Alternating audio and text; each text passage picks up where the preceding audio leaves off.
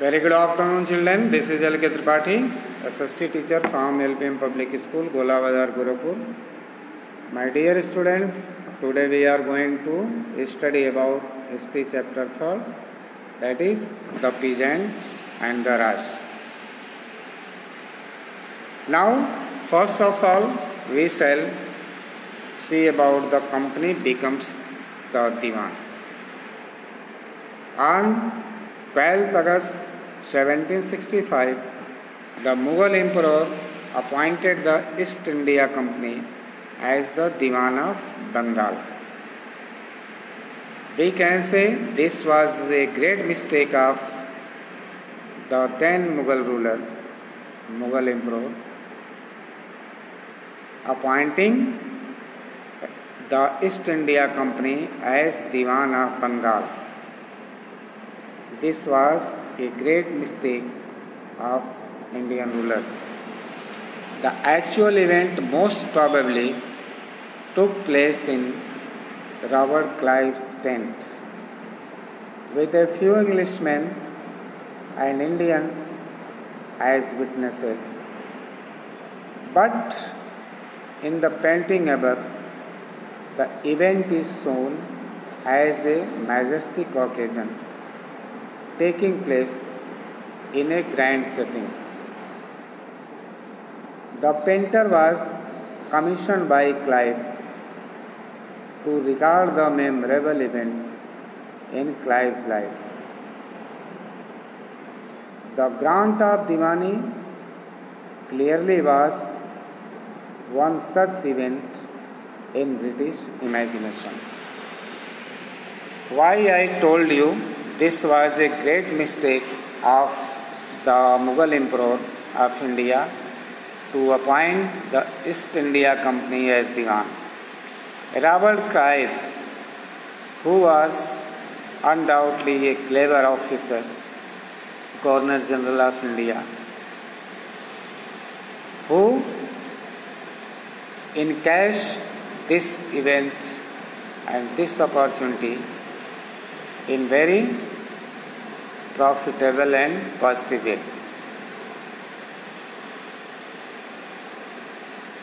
On the highest post of the revenue collection, Englishmen were given chance to collect revenue.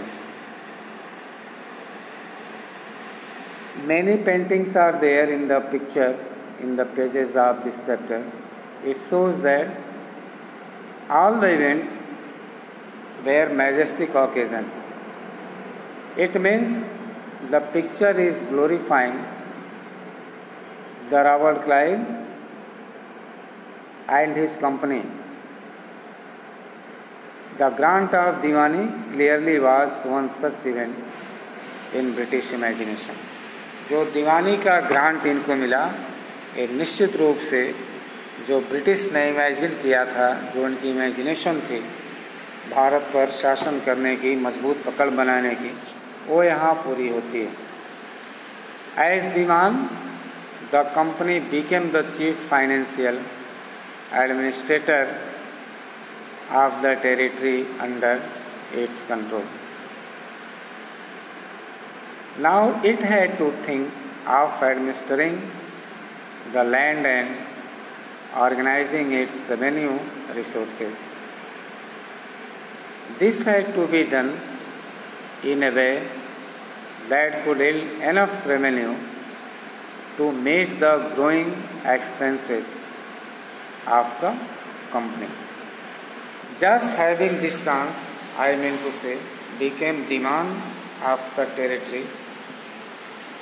They started to administer the regions, also started to organize the land and collecting revenue.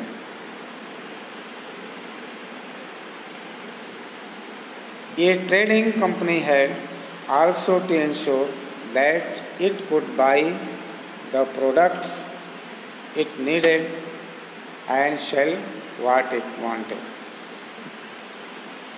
Over the years, the company also learned that It had to move with some caution.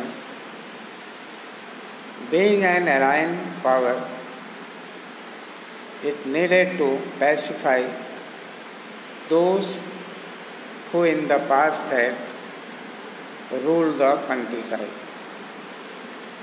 and enjoyed authority and prestige. Those who had held local power had to be controlled, but they could not be entirely eliminated. Now the British East India Company started holding the power according to their own appointment of officers, appointment of the authorities of the state. They did themselves. Those who had held local power had to be controlled, but they could not be entirely eliminated. जो लोग वहाँ पर local power held करते थे उनको भी रखा गया, उनको पूरी तरह से बाहर नहीं किया गया उनकी टीम में, जो एडमिनिस्ट्रेशन की टीम थी. How was this to be done? In this chapter we will see how the company came to colonize the countryside, organize revenue resources, redefine the rights of people, and produce the crops it wanted. Now revenue for the company. The company had become the Diwan, but it still saw itself primarily as a trader. It wanted a large revenue income, but was unwilling to set up any regular system of assessment and collection. The effort was to increase the revenue as much as it could and buy the cotton and silk cloth as cheaply as possible. Within 5 years, the value of goods bought by the company in Bengal doubled.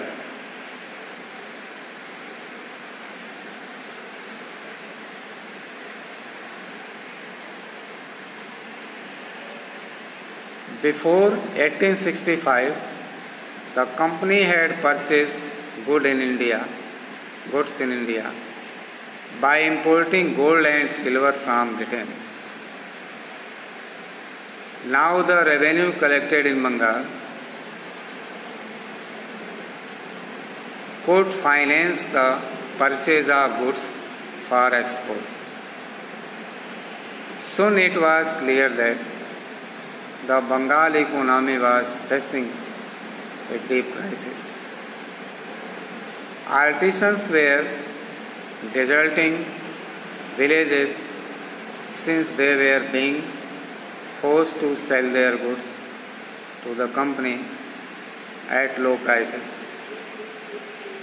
Peasants were unable to pay the dues that were being demanded from them.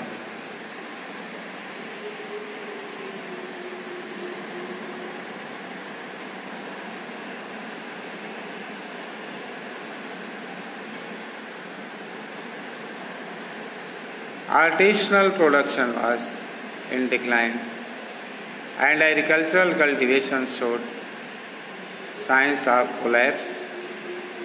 Then in 1770, a terrible famine killed 10 million people in Bengal. About 1/3 of the population was wiped out.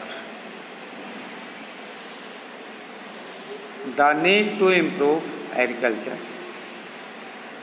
If the economy was in ruins, could the company be certain of its revenue income? Most company officials began to feel that investment in land had to be encouraged and agriculture had to be improved. How was this to be done? After 2 decades of debate on the question, the company finally introduced the permanent settlement in 1793. By the terms of the settlement, the Rajas and Talukdars were recognized as Jamidars. They were asked to collect rent from the peasants and pay revenue to the company.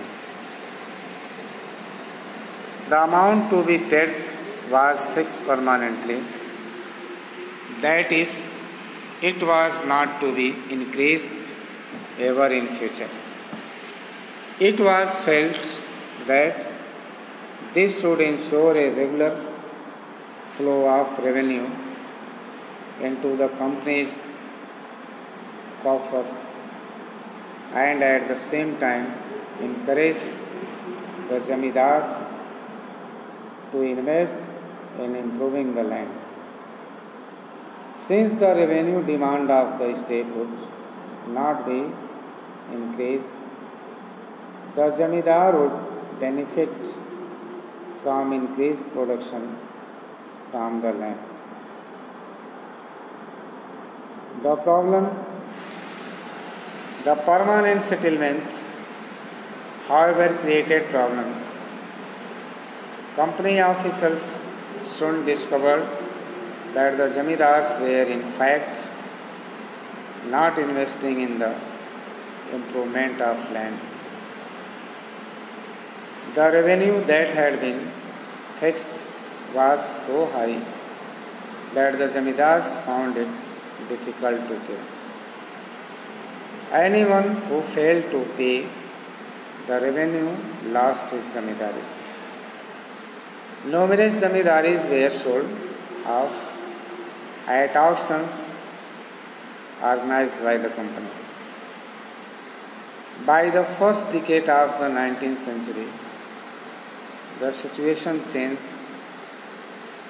The prices in the market rose and cultivation slowly expanded.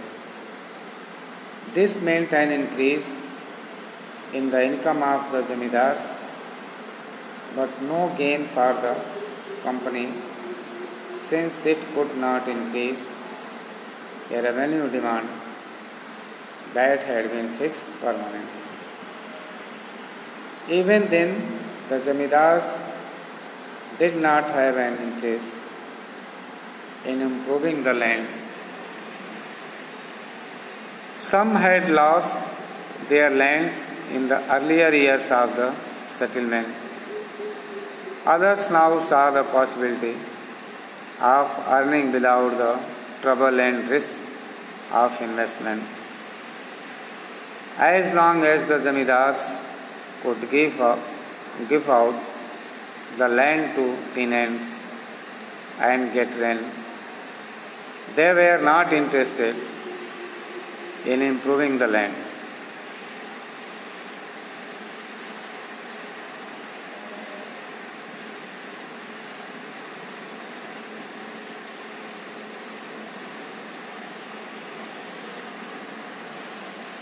On the other hand, in the villages, the cultivators found the system extremely oppressive.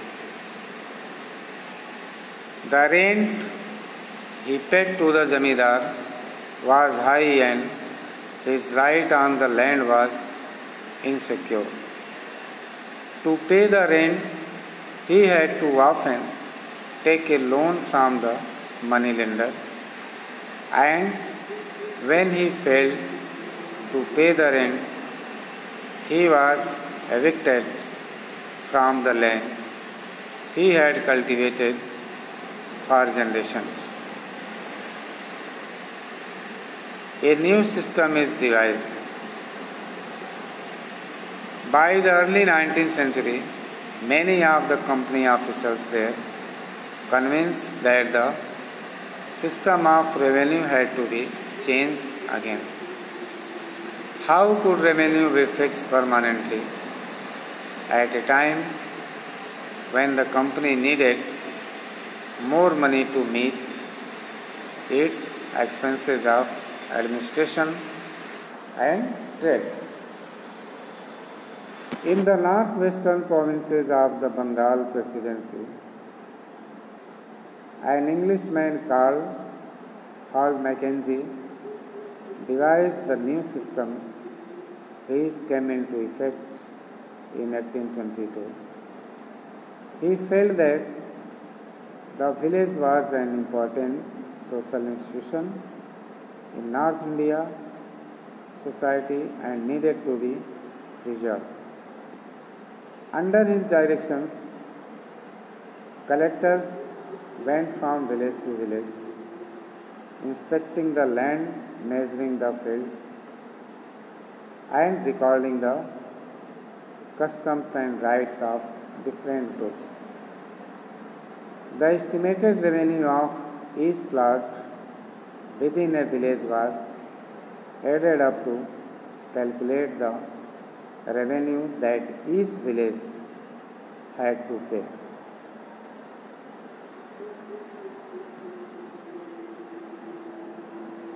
This demand was to be revised periodically, not permanently fixed.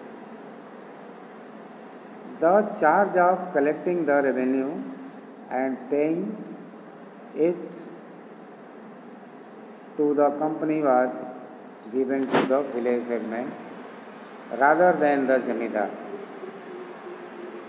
This system came to be known as the Mahalwari settlement. The Monroe system. In the British territories in the south, there was a similar move away from the idea of permanent settlement. The new system that was devised came to be known as the Rayotwar. It was tried on a small scale by Captain Alexander, raid in some of the areas that were taken over by the company after the wars with Tipu Sultan.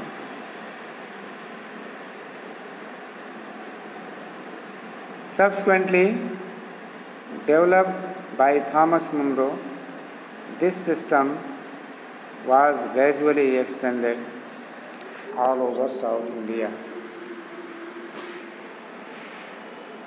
Reid and Monroe felt that in the south there were no traditional zamindars.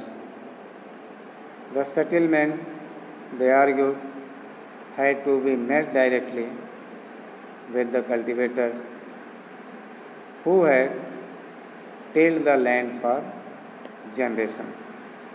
In this way, we have studied up to here. Rest we shall discuss in the next video. Till then, thank you and goodbye.